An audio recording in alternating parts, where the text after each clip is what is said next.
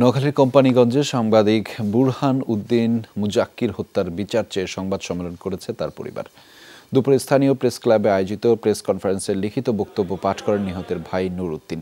এতে জানানো হয়, মুজাক্কির সাংবাদিকতার পাশাপাশি সামাজিক কর্মকাণ্ডেও জড়িত ছিলেন।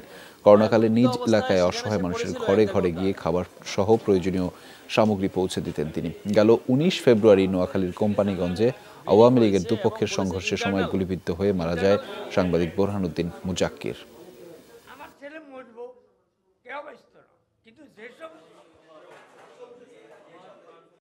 গুলিবিদ্ধ অবস্থায় সেখানে সে পড়েছিল ১-১.৫ ঘন্টা, যার কারণে তার অনেক রক্তক্ষরণ হয়েছিল।